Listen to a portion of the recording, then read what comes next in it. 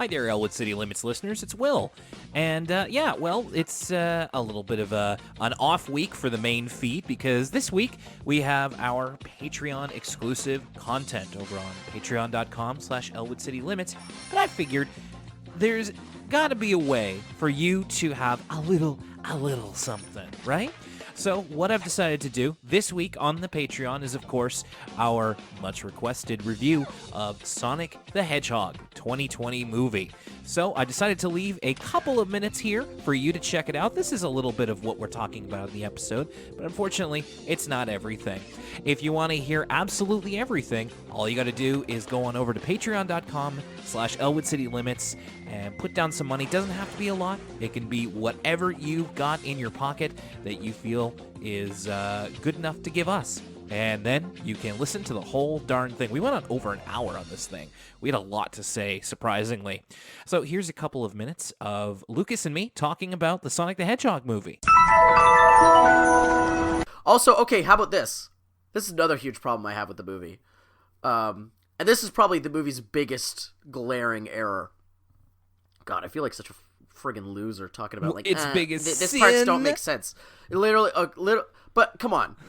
So the movie's a road trip movie. Yeah. Right? Mm-hmm. And the whole movie's about them driving from Montana to San Francisco. Yeah. But like, it's Sonic the Hedgehog. Uh-huh. Like, gun to your head, describe one thing about Sonic the Hedgehog. He goes fast. It's that he can go from point A to point B really fast. And they try to make a joke about it, which is almost worse. But Lucas, he's not from here. He doesn't know where he's going. He doesn't know where San Francisco is. Yeah, like they try to make a joke about that where he's like runs through a swamp. He runs through a swamp. Yeah, James Marsden. Well, I thought the implication was he had ran all the way to the Pacific Ocean. Yes, I think so. And then runs back in a matter of seconds. Yes. Yeah. And complains to James Marsden that he can't get to San Francisco by himself because he doesn't know where it is. And it's like, just make your movie about something else than Sonic going on a road. It's Sonic. Yeah. You know what I mean? Mm-hmm. They don't make episodes of The Flash about The Flash going on a road trip. Not that you can't not that do that. No, yeah.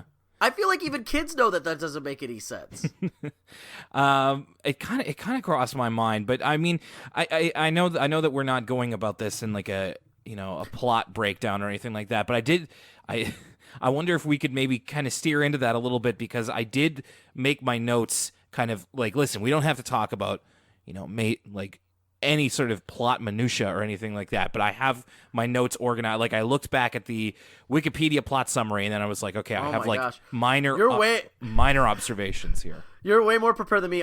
This is like a hearts and minds. All right. Like me, I'm speaking straight from the soul about the Sonic movie. Will, I have nothing prepared except my fond memories. So then why don't I just lead us a little bit? Yes. Okay, so the first thing I want to talk about here, and this is the first thing that we see, is the Sega logo before the movie. Legitimately one of the three best parts of the whole movie. Agreed, because Kazuma Kiryu made it into a movie theater in 2020. I was so excited. And like the Outrun car. Yeah. So cool. I'll put it out here. There are exactly, now that I'm thinking back in my head, there are exactly 4 things I like about this movie a lot. Okay. Like legitimately like. And one of them is that Sega logo at the start of the movie. Okay, so keep that count. So there's 3 more things that you legitimately like, and hopefully we'll get to them. I had seen people on Twitter be like, yeah, there's genuinely a moment in this movie where Sonic goes like, yep, that's me.